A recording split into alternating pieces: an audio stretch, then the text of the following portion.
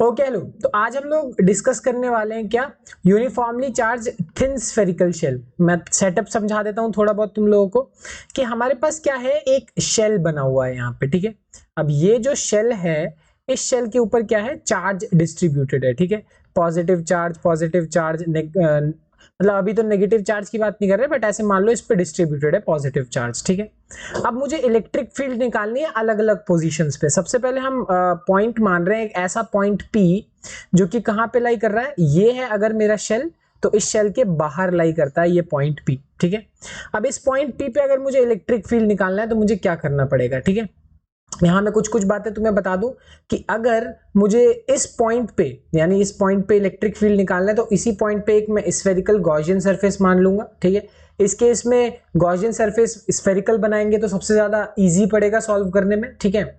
यहाँ पे capital R जो है, कैपिटल R क्या है, रेडियस ऑफ शेल। अब मेरे पास जो शेल पड़ा हुआ है उस शेल का क्या रेडियस है, वो कैपिटल R है। वही जो स्मॉल r है, वो स्मॉल r क्या है, रेडियस है किसका, जो गॉसियन सरफेस हमने लिया है उसका। ध्यान रखना, गॉसियन सरफेस तो मैं जहां चाहूं वो बना सकता हूं, मैं चाहूं तो अंदर बना दूं, चाहे मैं बहुत ही बड़ा बना दूं। तो ये सिंपल सी बात है, ये जो r की वैल्यू है, ये जो स्मॉल r की वैल्यू, ये बड़ी छोटी हो सकती है सिचुएशन के हिसाब से। वही कैपिटल R जो है वो क्या है, शेल का रेडियस है, तो वो चेंज नहीं होने वाला, वो शेल का रेडियस है वो सेम रहेगा, ठीक है। और एक बात कि अब ये शेल है, इस पे चार्ज डिस्ट्रीब्यूटेड है, तो इस पे हम क्या निकालेंगे, स्फेरिकल शेल चार्ज डेंसिटी, और मैं कहूंगा इसको क्या, एरियल चार्ज डेंसिटी। मतलब पूरे एरिया पे चार्ज डिस्ट्रीब्यूटेड है और इसको हम क्या बोलेंगे, सिग्मा बोलेंगे, ठीक है।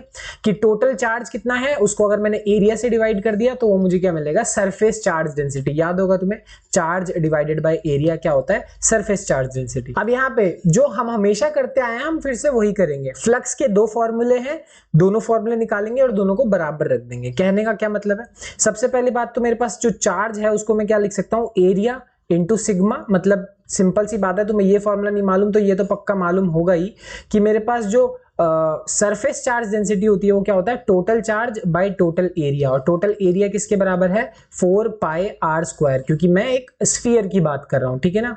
तो यहाँ पे वही चीज है कि अगर मैं डिस्कस करूं कि मेरे पास चार्ज कितना हो जाएगा, तो एरिया इंटू सिग्मा हो जाएगा। बहुत सिंपल सी बात है। अब यहां से सबसे पहली बात मैं फ्लक्स निकालूंगा, तो फ्लक्स का पहला फॉर्मूला क्या होता है, E इंटू एरिया। अच्छा, इलेक्ट्रिक फील्ड इंटू एरिया। तुम बोलोगे वो सर डायरेक्टली कैसे लगा दिया फॉर्मूला, यहाँ पे एंगल वगैरह क्यों नहीं लगाया। ध्यान देखो, अगर मैं इलेक्ट्रिक फील्ड की डायरेक्शन देखूं तो ऑफ कोर्स इलेक्ट्रिक फील्ड ऐसे होने वाला है, क्योंकि ये रहा मेरा शेल, शेल के हमेशा क्या होने वाला है, परपेंडिकुलर होगा, ठीक है। रही बात एरिया वेक्टर की, तो इस पॉइंट पे एरिया वेक्टर भी क्या होगा, इसी डायरेक्शन में, इलेक्ट्रिक फील्ड भी इसी डायरेक्शन में। तो ऑफ कोर्स तुम साफ साफ देख सकते हो कि दोनों के बीच में जो थीटा है वो कितना है, 0 डिग्री है। एंगल 0 डिग्री है, तो आराम से मेरे पास क्या हो गया कि cos थीटा की वैल्यू क्या आ जाएगी, 1 आएगी। तो तुम डायरेक्टली इलेक्ट्रिक फील्ड को एरिया से मल्टीप्लाई कर सकते हो, कोई प्रॉब्लम वाली बात नहीं है। हाँ, यहाँ खास बात यह है कि मैं एरिया जो ले रहा हूं वो क्या ले रहा हूं, 4 पाई स्मॉल r स्क्वायर। ध्यान रखना, हमेशा जब भी हम फ्लक्स लिखते हैं तो गॉसियन सरफेस जो होता है हमारा उसके हिसाब से लिखते हैं।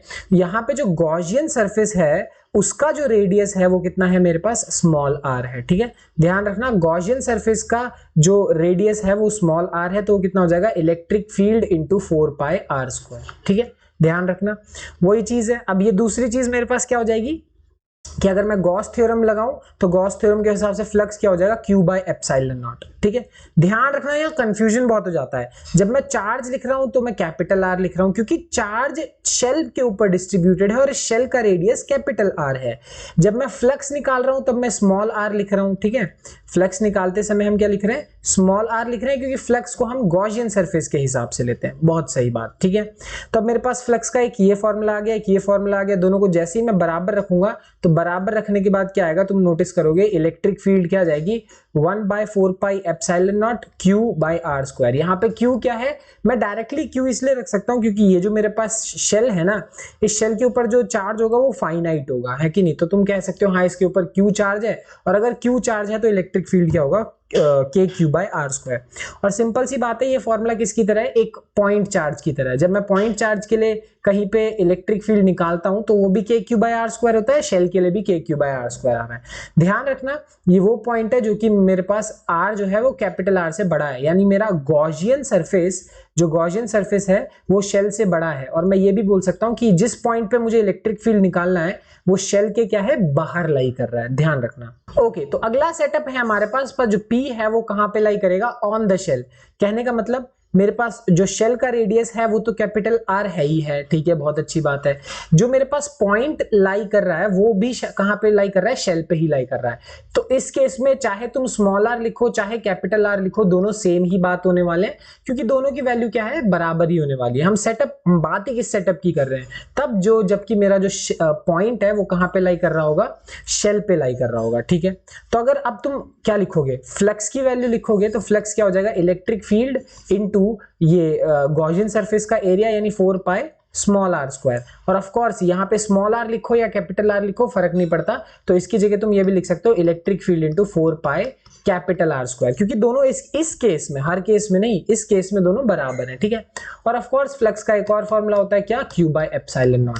अब जैसे मैं इन दोनों चीजों को क्या करूंगा, बराबर करूंगा, तो मुझे क्या मिलेगा, electric field into 4 pi are square. यहां पे ध्यान रखना ऑफ कोर्स मैं पहले स्मॉल आर रख रहा था, उसके बाद वो कैपिटल आर में हो गया, क्योंकि इस केस में दोनों क्या है, बराबर है।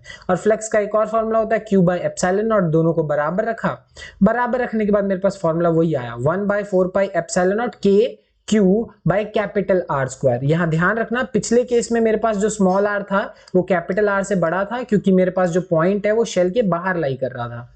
इस केस में जो मेरे पास स्मॉल आर है और कैपिटल आर है वो आपस में बराबर हैं, क्योंकि जो स्मॉल आर और कैपिटल आर है वो कहां पे लाई कर रहे हैं, शेल पे ही लाई कर रहे हैं, ध्यान रखना इस वजह से, ठीक है। तो स्मॉल आर और कैपिटल आर की वैल्यू क्या हो गई, बराबर हो गई, बहुत बढ़िया।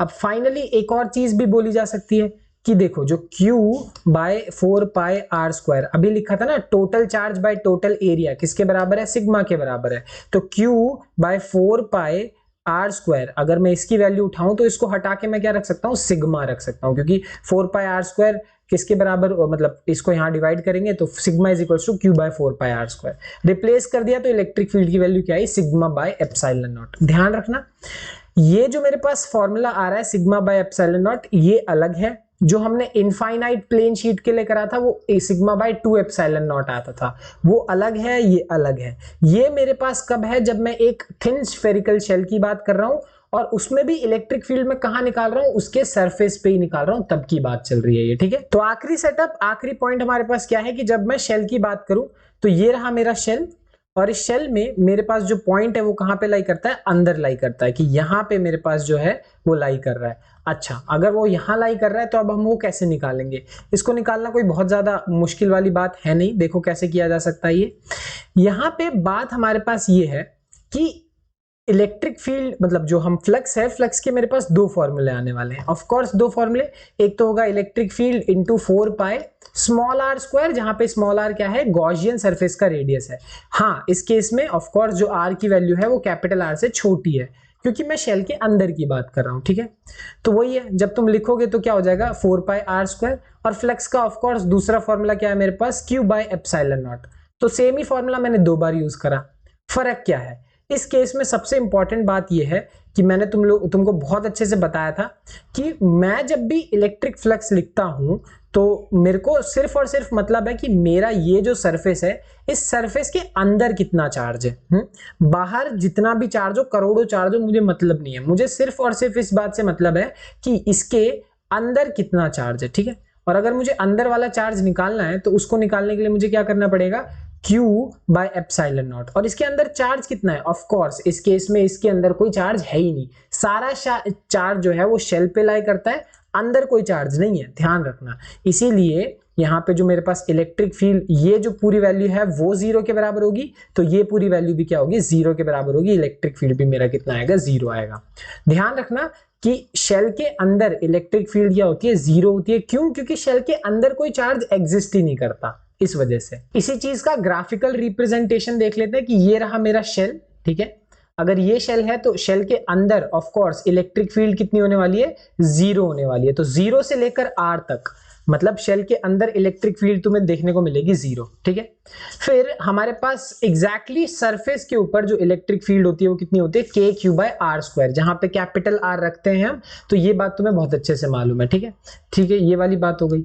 तो अगर और यहां जैसी मैं सरफेस की बात कर रहा हूं तो KQ/R² हो गया, बहुत बढ़िया। और सरफेस के बाहर जाता जाऊंगा तो हमें पता है इलेक्ट्रिक फील्ड किसके मतलब किस पे प्रोपोर्शनल है, डिस्टेंस पे इनवर्सली प्रोपोर्शनल है, 1/R²। यानी जैसे जैसे डिस्टेंस की वैल्यू क्या होगी, बढ़ती जाएगी, इलेक्ट्रिक फील्ड की वैल्यू क्या होती जाएगी, घटती जाएगी, ठीक है। तो यही चीज है, ध्यान रखना। हमारे पास 3 फॉर्मूले हैं। इलेक्ट्रिक फील्ड शेल के अंदर कितना आया, 0। सरफेस पे जब R equals to capital R है तो वो कितना है, KQ/R²। इस केस में तुम चाहे स्मॉल लिखो चाहे कैपिटल R लिखो, कोई फर्क नहीं पड़ता, ठीक है। और वही है, जब हम बाहर की बात करेंगे तो बाहर क्या होगा, KQ/R², जहां पे R जैसे जैसे बढ़ेगा इलेक्ट्रिक फील्ड की वैल्यू क्या होगी, घटती चली जाएगी। जैसे एक ये क्वेश्चन देखते हैं, काफी स्ट्रेट फॉरवर्ड सवाल है। एक स्फेरिकल शेल है जिसका रेडियस तुम्हें दिया हुआ है, ठीक है, उसके ऊपर चार्ज कितना है ये दिया हुआ है। हमें वही है कि इलेक्ट्रिक फील्ड निकालनी है, इनसाइड निकालनी है, आउटसाइड निकालनी है, और 3 मीटर फ्रॉम द शेल, ठीक है। अच्छा, हमें 3 डिफरेंट लोकेशंस पे। सबसे पहली बात, जब इनसाइड की बात करेंगे, मैंने तुम्हें बताया अंदर इलेक्ट्रिक फील्ड 0 होती है, क्योंकि अंदर कोई चार्ज ही नहीं है, तो इलेक्ट्रिक फील्ड भी कितनी होगी, 0 होगी। पहली बात तो ये, ठीक है। दूसरी चीज हमारे पास क्या है कि जब मैं बात करूंगा किसकी, आउटसाइड द शेल, ठीक है, जस्ट आउटसाइड द शेल की बात करें तो एकदम सरफेस पे बात कर रहे हैं हम एक तरीके से। तो सरफेस पे बात करें तो तुम डायरेक्ट ये वाला फॉर्मूला लगा सकते हो, KQ/R², जहां कैपिटल R क्या है, शेल का रेडियस है मेरे पास, ठीक है। तो शेल का रेडियस है, लगा देंगे 1/4πε0 9 × 10⁹ चार्ज की वैल्यू तुम्हें साफ साफ क्वेश्चन में दे रखी है 0.2 माइक्रोकूलम, और जो शेल का रेडियस है वो 0.25 मीटर, सब दिया हुआ है। तुम आराम से इलेक्ट्रिक फील्ड जस्ट आउटसाइड या फिर शेल के ऊपर ही, जस्ट आउटसाइड का मतलब ही है कि अगर मेरे पास ये शेल है तो जस्ट शेल के ऊपर ही मेरे पास कितनी इलेक्ट्रिक फील्ड होगी, ये। और फाइनली लास्ट बात ये है कि 3 metre from the centre of the shell, यानी शेल के बाहर की बात हो रही है। तो जब शेल के बाहर की बात हो रही है तो फॉर्मूला सेम रहेगा। देखो ये फॉर्मूला सेम है, फर्क ये है कि कैपिटल R जो है वो क्या है, शेल का रेडियस है, जहां पे स्मॉल r क्या है, गॉसियन सरफेस, या फिर मैं ये वाला डिस्टेंस बोलूंगा, सेंटर से कितना डिस्टेंस है। जैसे तुम देखोगे 9 × 10⁹ 9 × 10⁹ Q, बस यहाँ पे R हम रख रहे थे शेल का रेडियस, यहाँ पे हम स्मॉल r रखेंगे या सेंटर से कितनी दूरी है ये, बस इतने से ही फर्क बहुत पड़ जाएगा, ठीक है ना। ओके, तो शेल की कहानी में इतना ही, बाकी जो भी है मिलते हैं अगली वीडियो में, बाय बाय।